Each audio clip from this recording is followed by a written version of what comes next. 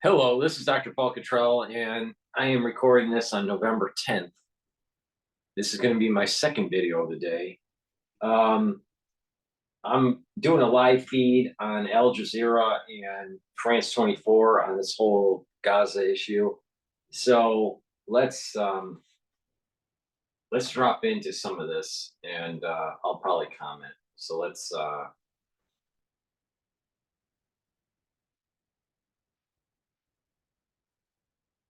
go into France 24 first.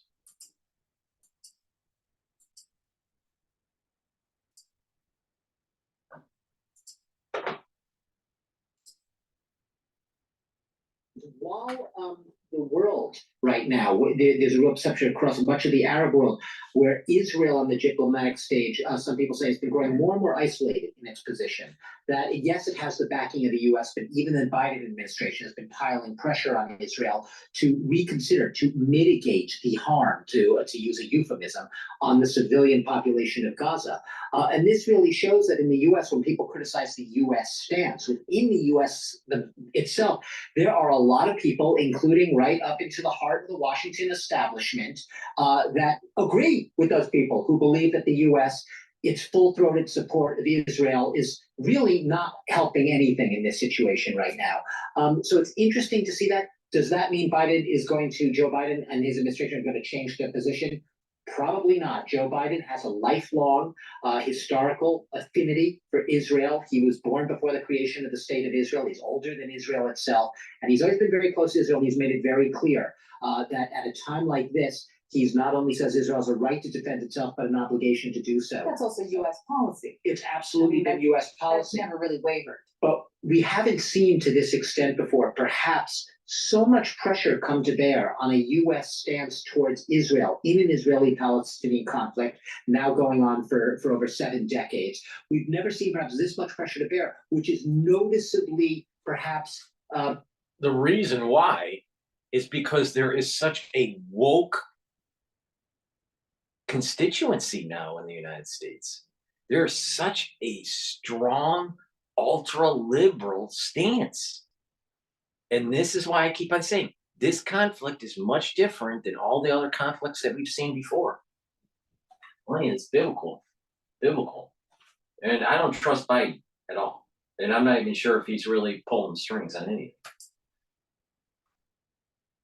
The imperative for the U.S., for Biden and Blinken and the rest of the administration to shift their messaging a little bit, not change it, not change their support of Israel, not retract the support of Israel, but shift it with more of an emphasis on mitigating the harm to civilians. And what that means bluntly is to prevent more Palestinians from dying under Israeli bombardment. Thank you so much, Doug Herbert there with that analysis. Thank you. There's going to be more casualties. Moving on to other world news now, and fighting in Sudan is intensifying, the UN says, with around 700 people reported to have been killed over the last over 2 days last weekend. Since April, government forces have been clashing with fighters from the Rapid Support Forces, with much of the carnage taking place in the region of Darfur. Charlie James reports. A new surge in ethnically driven killings in Sudan's West Darfur targeting non-Arabs. A new wave of civilians fleeing. The paramilitary Rapid Support Forces, or RSF, now controls all but one major city in West Darfur as fighting escalates with the Sudanese army. They told me that my brother was killed and we don't know where he is. I, my mother, and my sister's children came to Chad. We don't know where my father is. We couldn't find him. They burned everything and took everything. We did not bring anything with us, only God and our clothes. Humanitarian groups operating in the region report civilian massacres, abductions, and forced marriages at the hands of RSF.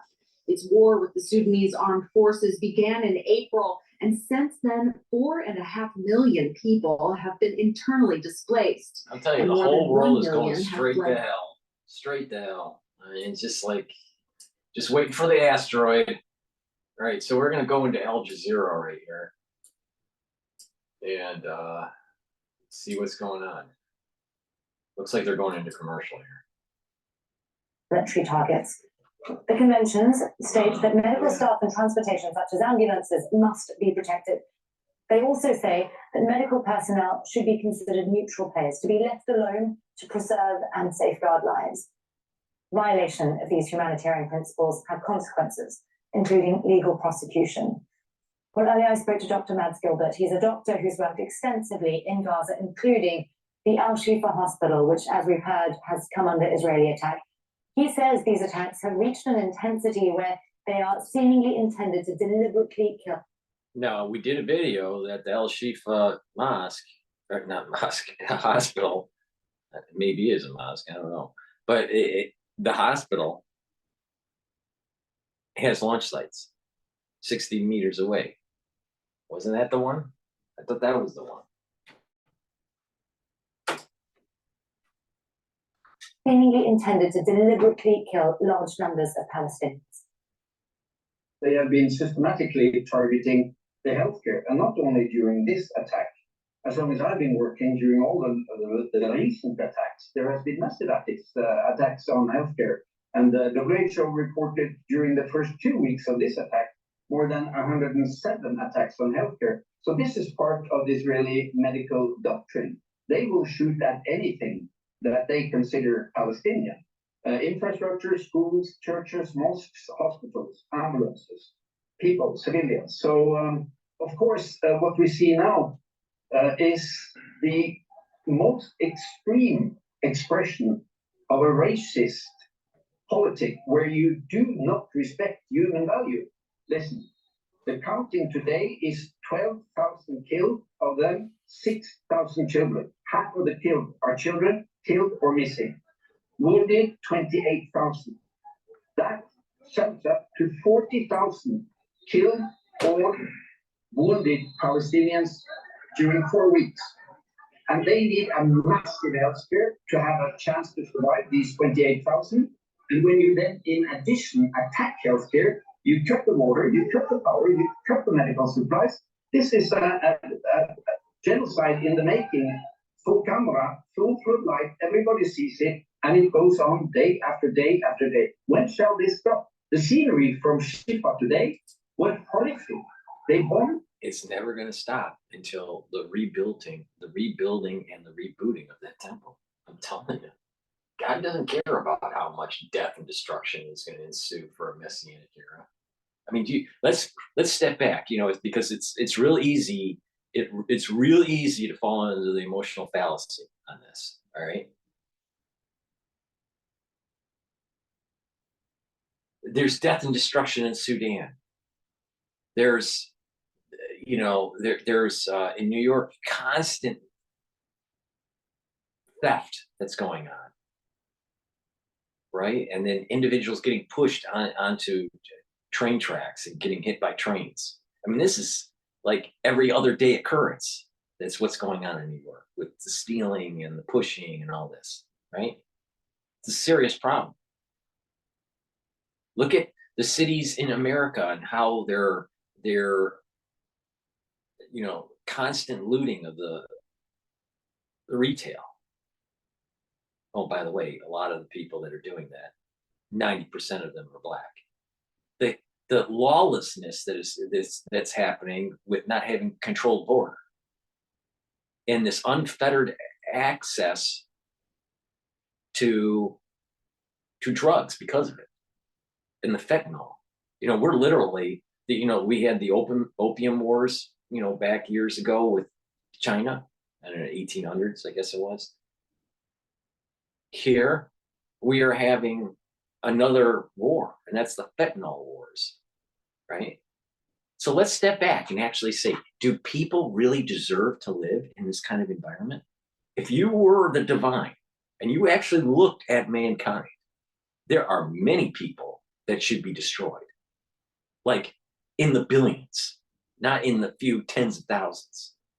So it's real easy to fall into the emotional fallacy. Stop the war, save the children, save the, save the this and that, save that.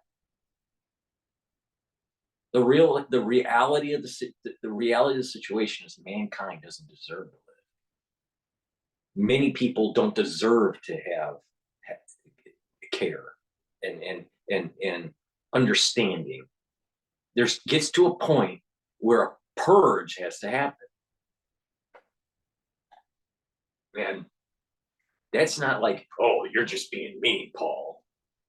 This is, I'm telling you, the divine sees this and sees that mankind doesn't deserve it, doesn't deserve the blessing of life, doesn't deserve the blessing of peace and prosperity.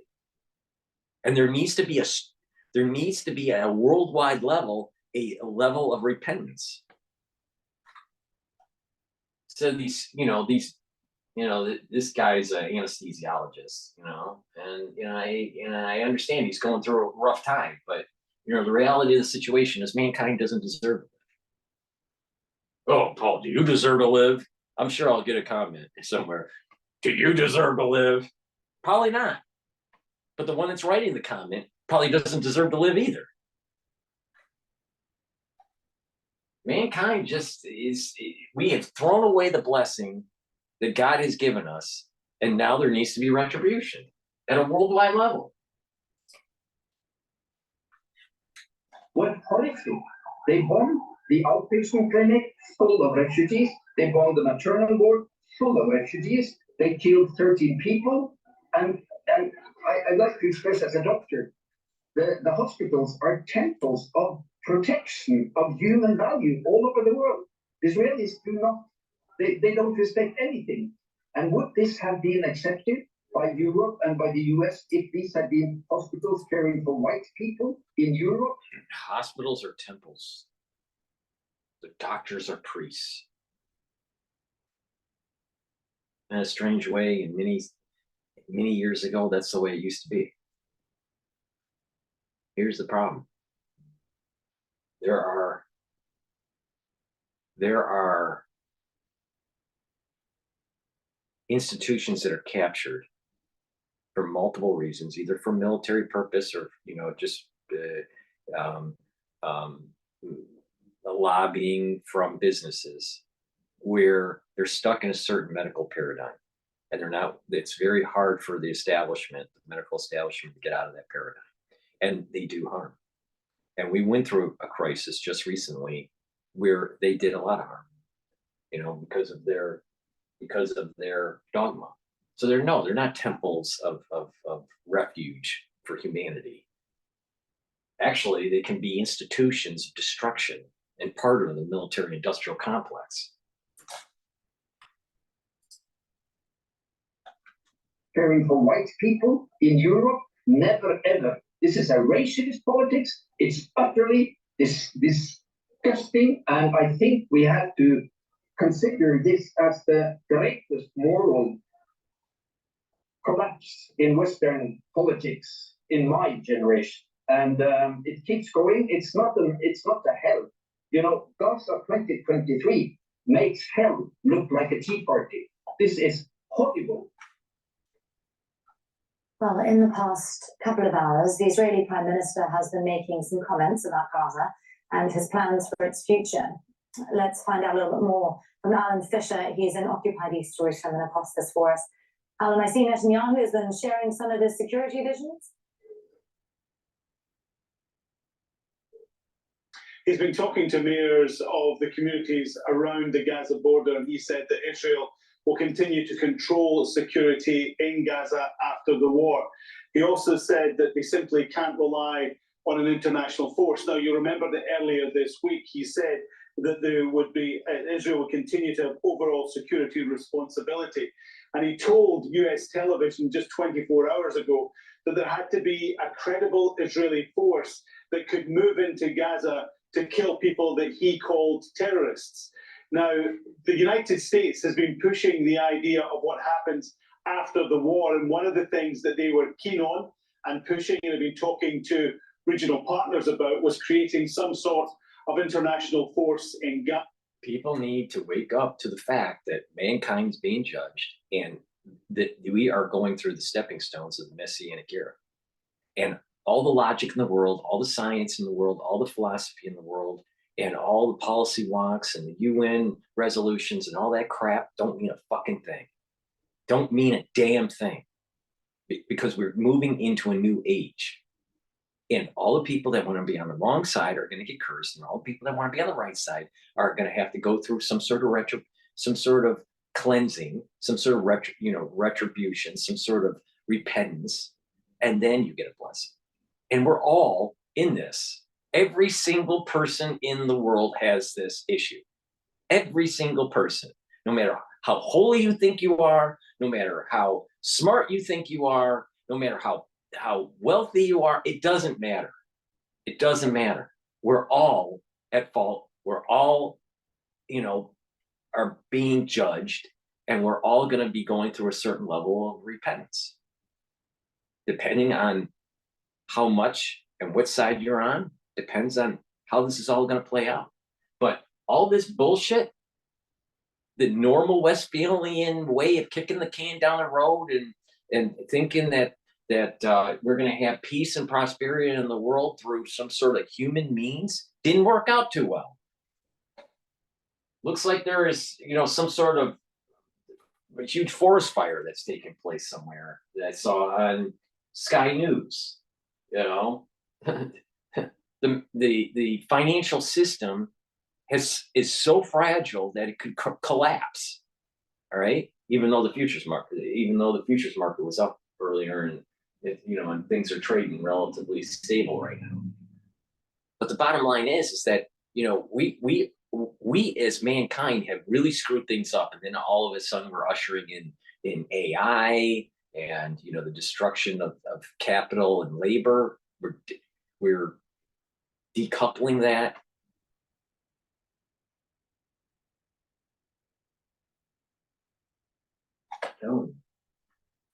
Mankind has messed things up, and should we really have 6, 7, 8 billion people on this earth? Really? Do people really? Let's just really get back to, I said this in another video. I can't remember. It must have been about the post-era of the last crisis that we went through. So, this post-era concept that I have. But, the reality is that do we really deserve to live? And the answer is nobody deserves to live. Now, the question is, do we reach to a certain point where we are afforded the blessing to live another day to try to make things better? But mark my words, this Temple Mount is really, really important to reboot. And Ishmael and Esau can't do it.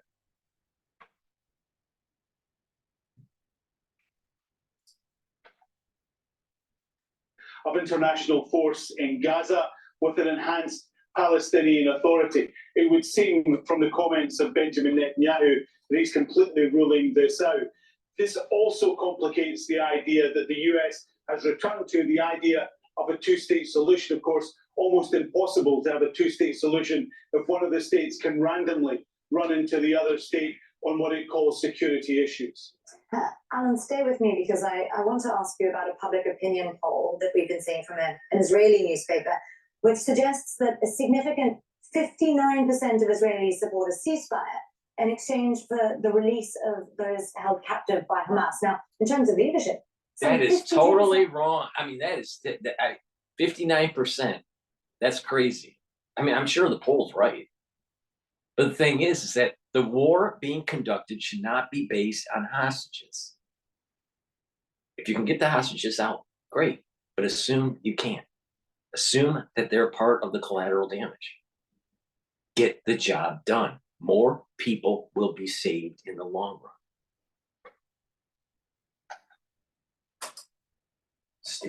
Stupid. As a leadership, some 52% favor Benny Gantz as the Prime Minister. That's in stark contrast to the small 26% who believe Benjamin Netanyahu is the one who's best suited to leading the government. Netanyahu's political career is over, independent if he wins the war or if he loses the war. And this is the reason why he's the perfect man for the job, to destroy Iran. He's got nothing to lose. Leading the government. Alan, given what we've heard from Netanyahu today, There were also some pretty interesting numbers in this poll as well about what Israelis believe should happen after the end of this war. That's right. The figures in this poll certainly are in line with every other poll we've seen over the last 3 or 4 weeks that suggest that Occupied East Jerusalem, Al Jazeera. Remember what I said? Do people really deserve to live? This journalist, does he really deserve to live? Pushing this concept that the Palestinians should have Jerusalem? You do know where the Temple Mount is, right? That's in Jerusalem.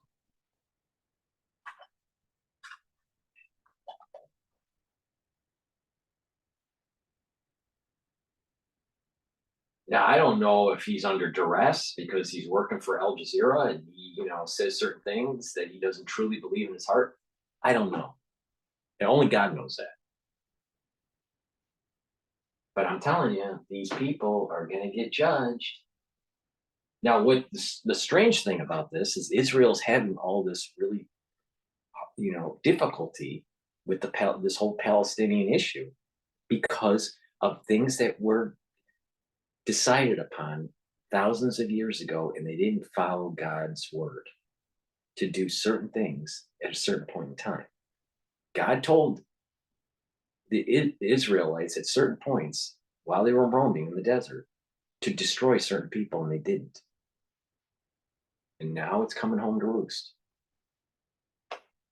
Again, solve the problem when it's easier to manage, not kicking the can down the road because you're afraid. 3 or 4 weeks that suggest that the Israeli people are done with Benjamin Netanyahu as prime minister. They don't trust him to look after Israeli security, and so they want to see him replaced. And some of them were talking about replacing him before the end of the war. But on issues particularly about whether or not Israel should have a presence in Gaza after the war, 41% supported leaving Gaza to an international force, the idea put forward by the Americans. But 44% support remaining in Gaza in some form. Now, 22% say that should be with a military presence, and also 22% say that there should be a return to Israeli settlements in Gaza. You remember the Israeli settlements were closed and bulldozed, and the Israeli military pulled out of their final presence in Gaza in 2005. This poll would suggest that at least 22% want to see them return in some form, in some military presence there, not just the blockade that's been around Gaza since 2005, but actually in the Strip itself. And that could well cause problems for Benjamin Netanyahu, because, of course, the Americans want to see a two-state solution. But, of course, the real complicating factor is that many Israelis don't want Benjamin Netanyahu to be part of the discussion. CDC number of kids opting out of routine vaccines at an all-time high. This is on CNBC Business.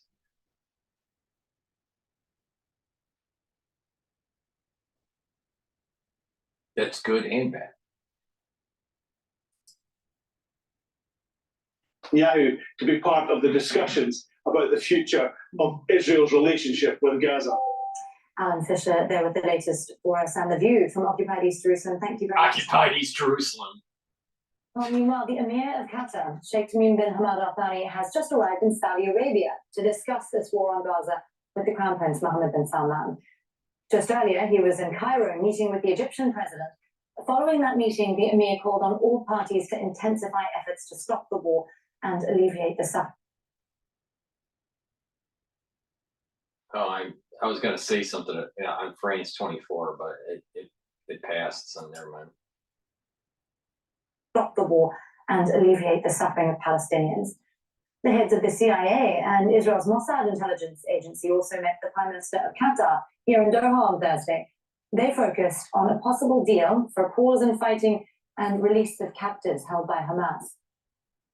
Well, the US is now saying that Israel will implement daily 4-hour pauses in its military offensive in northern Gaza, but there's been no official confirmation from Israel.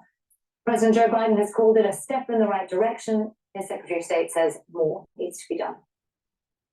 We appreciate the fact that yesterday Israel announced 4-hour pauses with a 3-hour notice in specific areas, as well as 2 humanitarian corridors that will allow people to move more safely and freely, to get out of harm's way, and also to access assistance.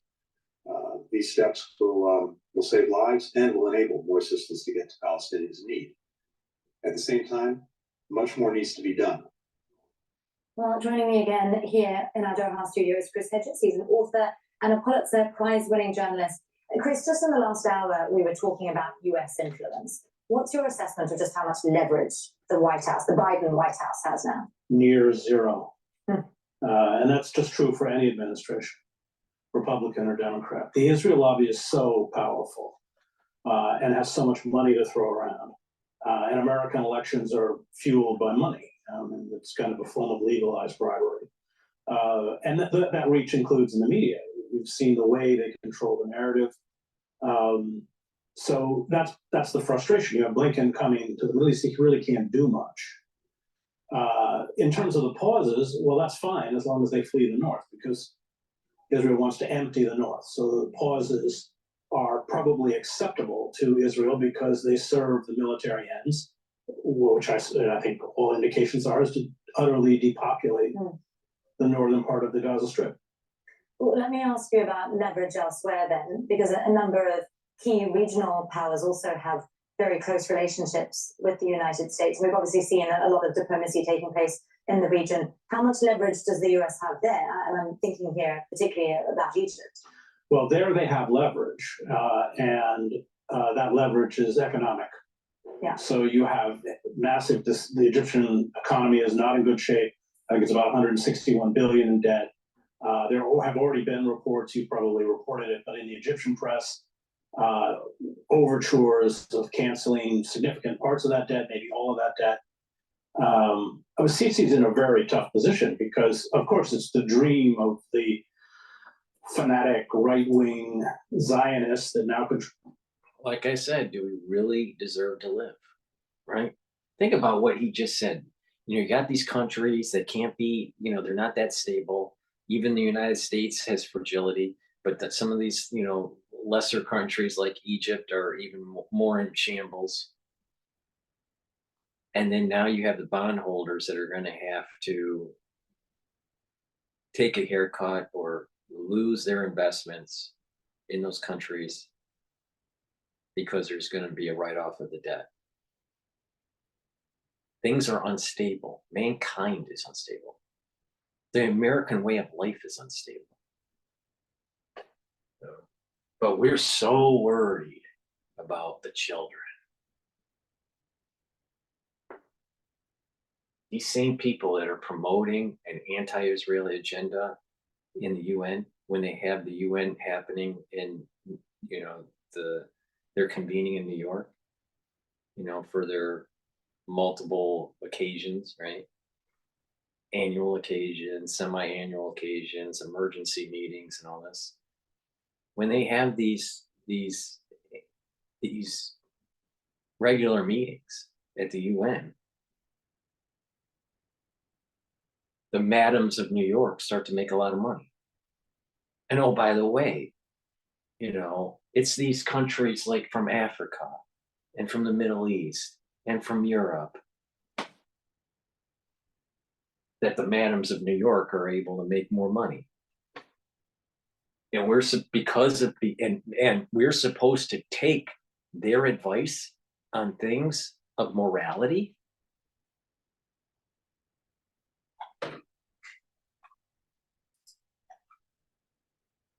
Being Zionists that now control this government to push everyone out of Gaza, but that creates a security nightmare for Sisi. Cross-border raids, and then that we saw that in the early years with Fatah, Jordan. But yes, that's where they have leverage, real leverage, in a way that they don't with Israel. Well, if you say the US has no more leverage with Israel, and Israel's well aware of that, they're factoring that into their choices going forward, I'm wondering where that leaves the whole conversation now in terms of trying to reach any kind of a resolution. As we've been seeing, huge amounts of regional diplomacy. We know that Biden asked Netanyahu, for instance, for a lot more than he got. 3 days he asked for, he got 4 hours. And obviously that's been a huge disappointment to a large amount of Arab nations who are also feeling a lot of pressure, public pressure from the street. So how much influence, and let me try to see if I can phrase this correctly here, how much influence do Arab nations feel that the US has left in this conflict? And if so, why is the US here at all? Why are they even having these conversations? Well, they don't want it to unravel any further than it's already unraveled. I think that's what we're seeing with Blinken. They understand how precarious the situation is, how badly it could go wrong. They don't want a conflict with Iran. They don't want, but Bibi Netanyahu may want a conflict with Iran. The Americans do not. And they don't want to see a regional war that brings in Hezbollah in particular. So I think that's probably the focus. But in terms of actually being able to stay the hand of Israel, and I think the facts over the last 5 weeks have proved that they really cannot. They don't have that power. And presumably a large amount of Arab nations are also seeing exactly what you and I are talking about. Yeah, I think they probably figured that out a long time ago. I mean, Bibi comes to the United States and publicly humiliates, in the case of Obama, over the nuclear Iran deal. He goes before Congress and denounces it. So, yeah, I mean, Al Jazeera and this American journalist, I think he's a journalist, spinning that the Iran nuclear deal and the perspective that Netanyahu had was an embarrassment. It was too forceful on Obama. No, what it was is Obama was too appeasing to the terrorists. Oh, AKA Iran. Amazing. It's amazing how it's, and we deserve to live. We deserve to live. The Democratic Party deserves to live. Think about the policies of the Democratic Party back when Obama was in office led to this crisis. It was an ignition point. It was a pernicious situation that led down a road to where we're at right now. Appeasement. Not just appeasement, we were funding indirectly because money's fungible. And we deserve to live. Yeah, all the children. Let's worry about all the killing of the children. What about the poor foreign policies that led us up to this point? The appeasement and the funding of Iran. Well, let's spin it on Al Jazeera to make it sound like Netanyahu's the bad guy.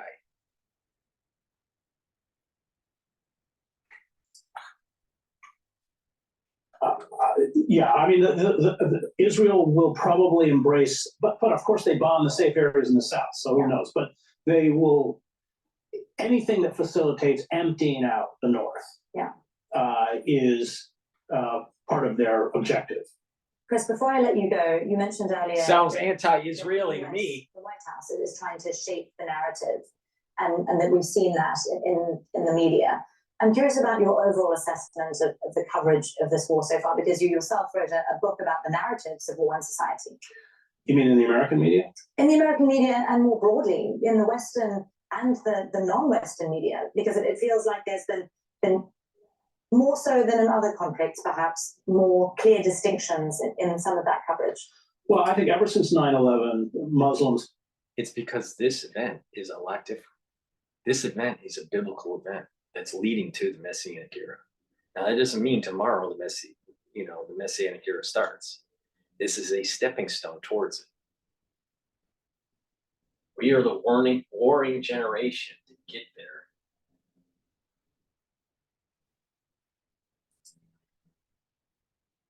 I think ever since 9/11, Muslims have been effectively demonized within the United States, and that includes the media. Remember, every time they talk about Israeli casualties from October 7th, they'll say there was a teacher, he was a doctor.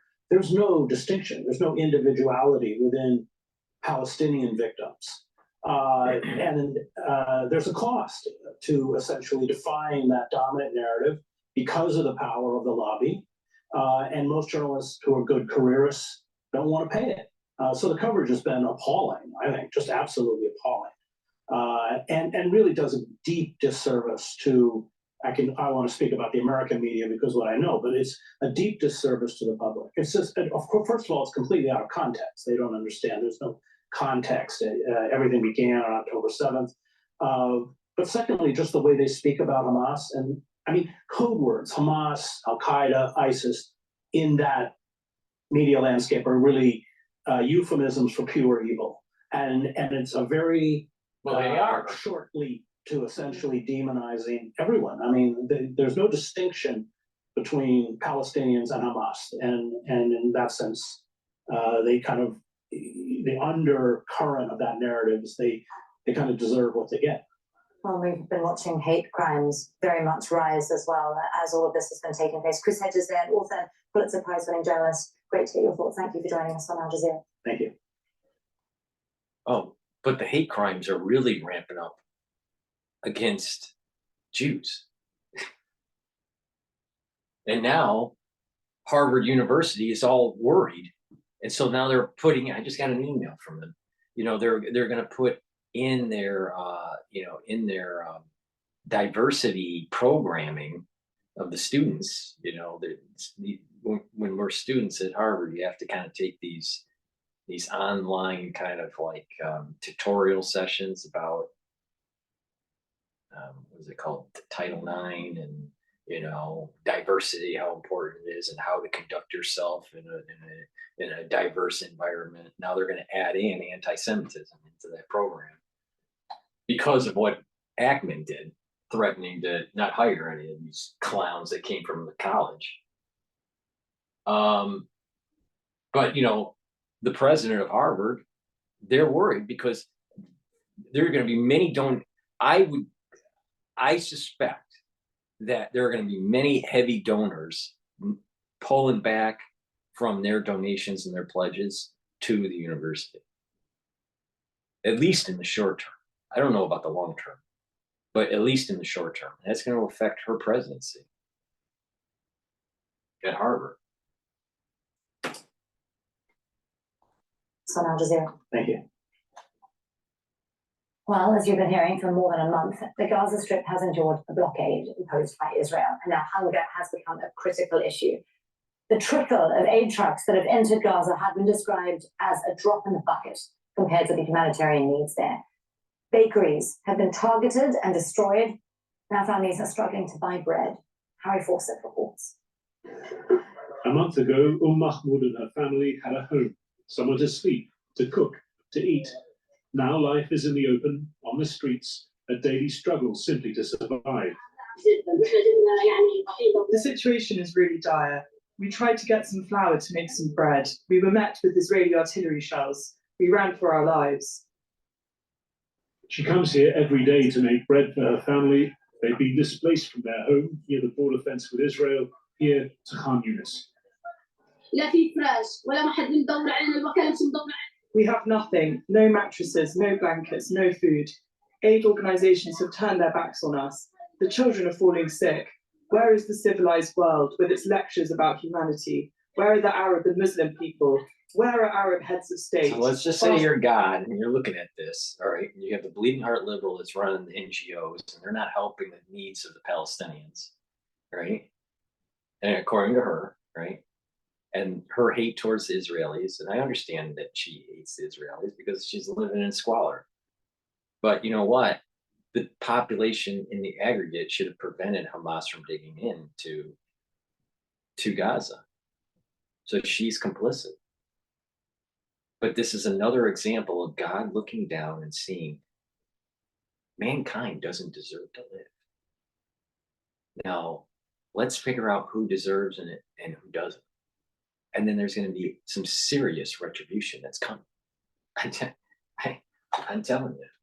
It's not that the world can't have 6 billion, 7 billion people living in peace and prosperity. That's not the issue. Because we can through engineering and ingenuity and all this. The issue is that mankind doesn't deserve it.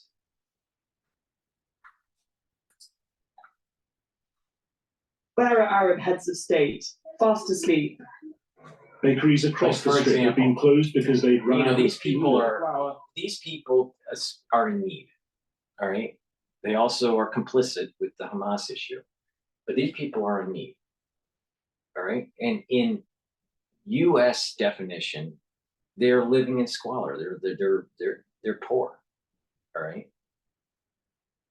And you juxtapose this to, you know, the journalists that are on the NYSE floor, or the flow of money, right, for the stock exchange, and they're interviewing people that have lots of money, and there is this disparity. You know, there's this disparity of incomes, very poor, barely surviving, versus, you know, how many steaks did he have this week, right? And so, independent if you're American or Palestinian, you look at that and you see the disparity. Does mankind deserve to live?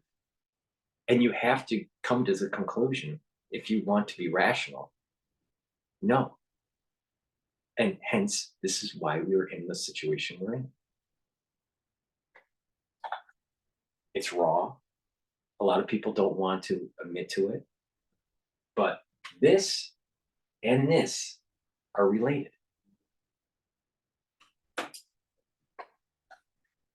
As they'd run out of fuel or flour, or out of fear of Israeli airstrikes. Several have been destroyed in direct hits, others damaged by strikes nearby. The World Food Programme says before the war, a third of the population was food insecure. Now that definition applies to every single Palestinian in Gaza. We used to have over 23 bakeries working with the World Food Programme, and at the moment, because of lack of fuel, lack of supplies, there's only one functioning. There's stories of people going there, being online for 10 days and leaving empty-handed. That's why Mahmoud is taking matters into her own hands. Everyone lined up outside the bakery is treated badly. It's utter humiliation. To get pushed and shoved before you get your hands on a loaf of bread for your child. Better to die trying to get some flour than be humiliated outside a bakery. Her bread baked, she returns to what serves as her family's home. A daily ritual of survival in a place ever more devastated by this war. Harry Fawcett, Al Jazeera. Well, still ahead here on Al Jazeera. More funerals in the occupied West Bank following one of Israel's biggest raids yet.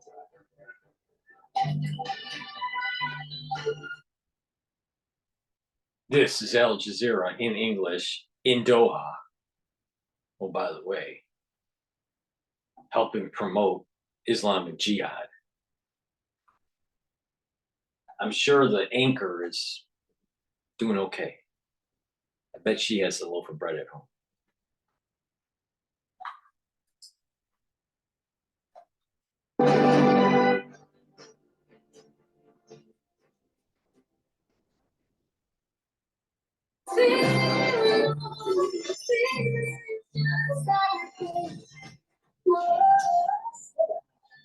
Visit GETTR and enjoy yourself. Hello, we've got a nice little taste of winter across. I mean, this is exactly what I'm talking about. Visit GETTR, enjoy your life in the nice resorts. But the segment before that were these people in Palestine that can barely get food. And you're God, and you're seeing this. And you have a station that's promoting hate and destruction. And you are selling advertisements in luxury for the upper middle class and the wealthy. You're God and you're seeing that. You really can honestly say that mankind deserves to live? No. No.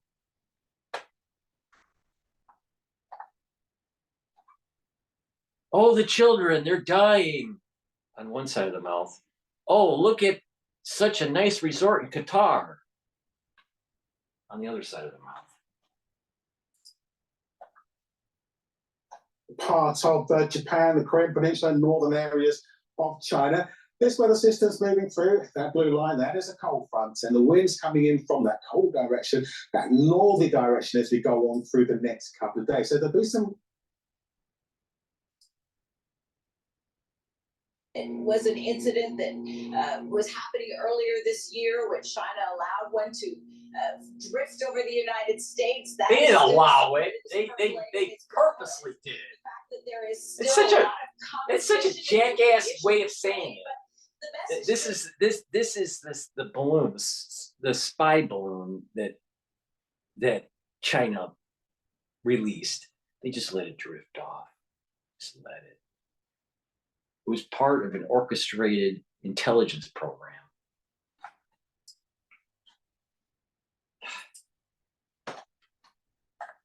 trade, but the message that the US president is going to be delivering is that while there is competition, this is healthy, and the United States does not seek conflict with China. And so as a result, the message is also going to be one that, Unbelievable. given the very difficult tensions that exist around the globe, whether it be Ukraine and Russia, or whether it be Israel and Hamas and Israel's war on Gaza, right now, what the United States believes is that now is the time for diplomacy. And so this is a message that Joe Biden wants to convey, is that there is a role for these two countries to work together.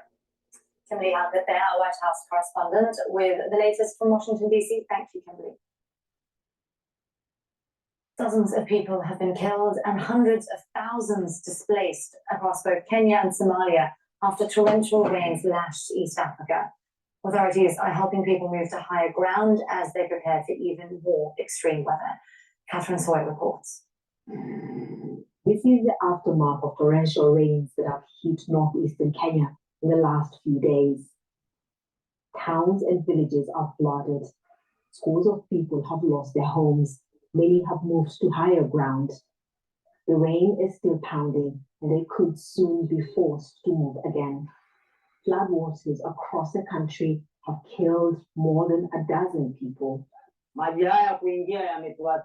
water has affected us. Our houses have been damaged. Our crops have been washed away. Our livestock is gone. Scientists say climate change is causing more intense and frequent extreme weather. The region is coming out of. The changes to the climate are due to the curse. We have a curse that's coming down on mankind, and the blessing that we used to have is slowly drifting away. And it's going to be harder and harder to maintain prosperity. It's going to be harder and harder to maintain security. Because we as a people, meaning the world at large, don't deserve the blessing that we've been given. You're seeing it in real time.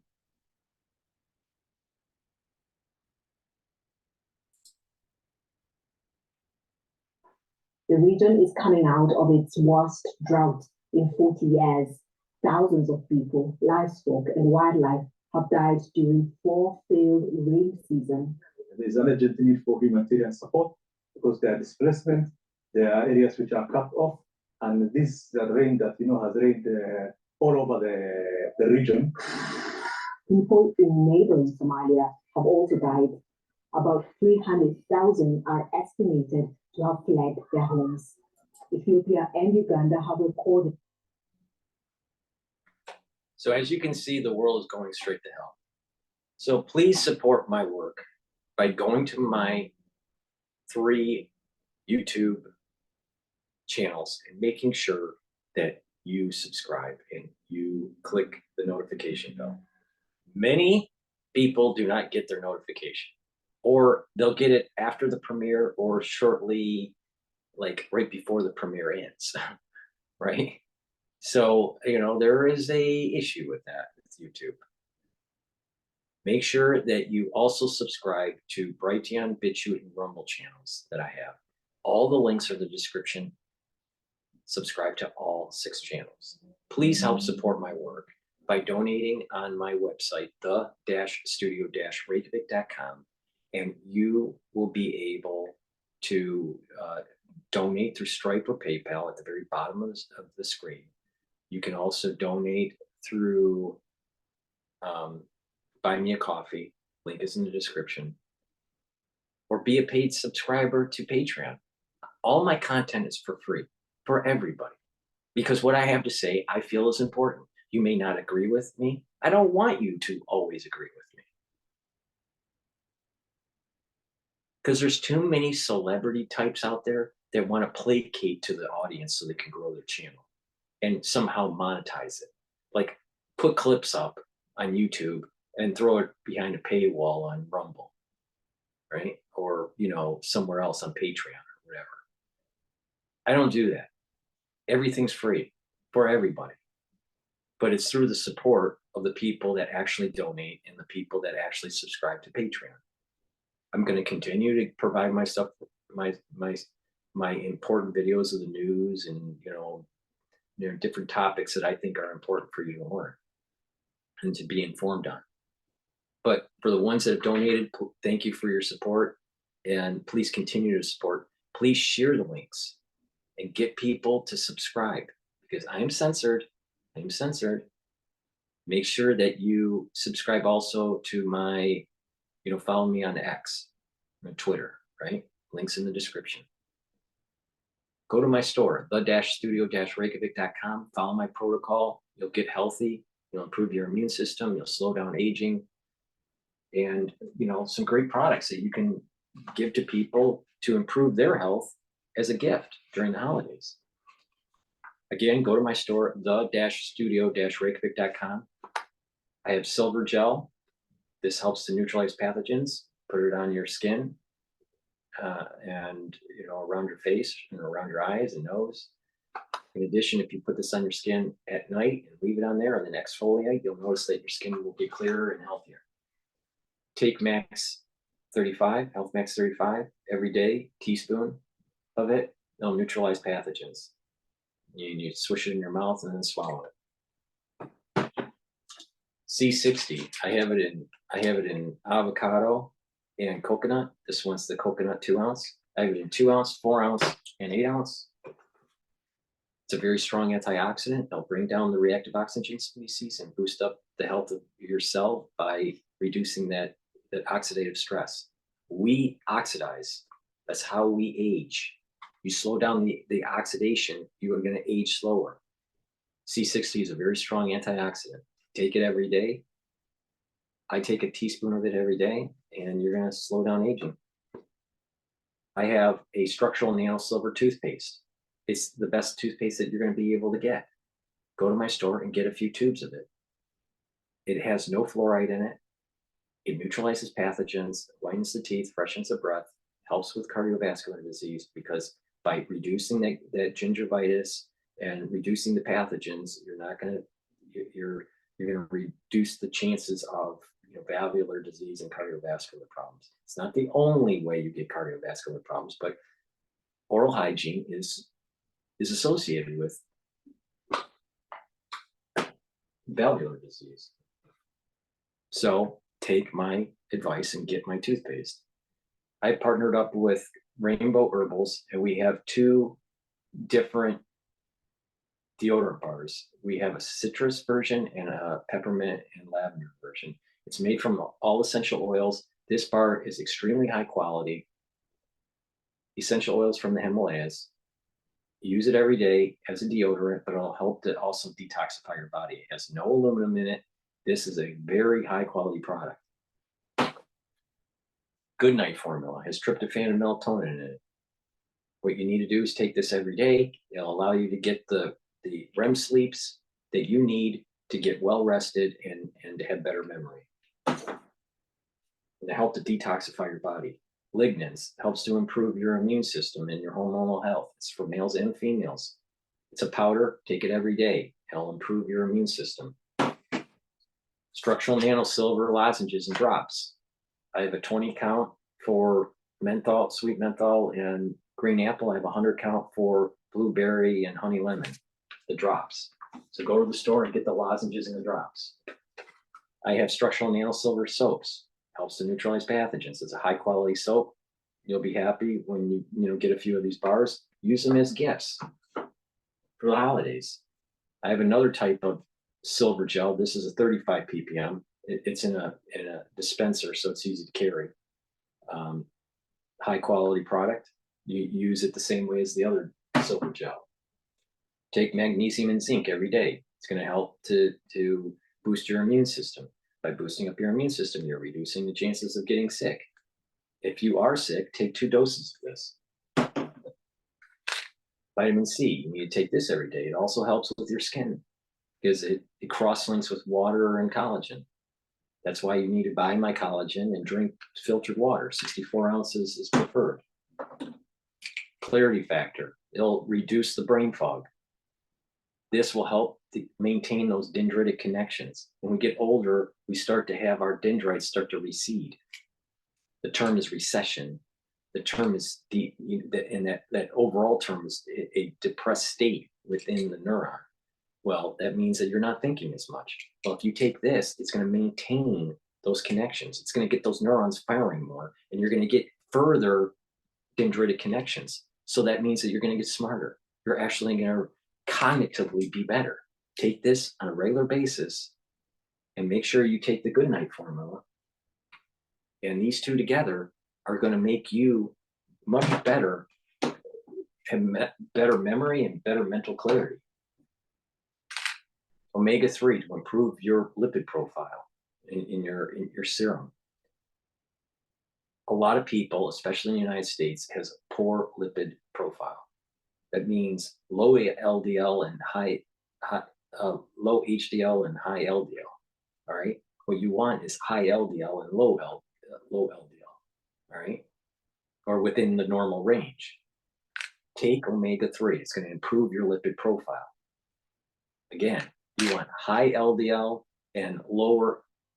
I said it wrong again. You want high HDL and low LDL.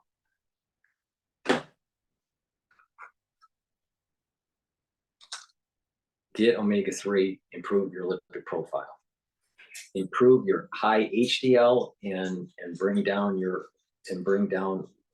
the LDL. Turmeric is a very, very good product, and this product will bring down the inflammation. It's part of the anti-aging protocol. In addition, ashwagandha. This is an anti-inflammatory. This is an anti-inflammatory product that you take. It controls your blood glucose levels, and by controlling your blood glucose levels, you're going to be able to slow down that aging process. Too many people in the United States have too high of a glucose level. So by taking ashwagandha, it's going to improve that situation, and it's going to lower that inflammation. On top of it, if you take the turmeric, it's going to additionally bring down that inflammatory response. That's a major part of the protocol. Bring down the inflammation, neutralize the reactive oxygen species with the C60, and neutralize pathogens by taking the Max 35. And again, omega-3 is really important for your lipid profile. All right. The goal is to improve your lipid profile to lower the chances of cardiovascular disease. That's a very big problem in the United States. And a great way to do that is to increase your HDL, because that kind of cleans up the cholesterol, right, and the lipids, triglycerides. And you want to lower your LDL. Now, when you're taking this, that's going to improve that lipid profile. Bring down the LDL and improve your HDL. Bring it up. But you also need to do moderate exercise. By doing moderate exercise, you're getting your blood pumping. But what's also happening is that you're increasing actually your HDL, and you're bringing down your LDL. So, moderate exercise is also important to the protocol. So please take my advice and follow my protocol. All right. Thank you for listening. Make sure that you go to the store, the-studio-reykjavik.com, and get the supplements that I offer. And again, improve your lipid profile with omega-3. All right. The goal for you, even if you don't have cardiovascular disease, is to maintain a high HDL and a low LDL, and a normal or just below normal cholesterol count. Thank you for listening, and have a nice day.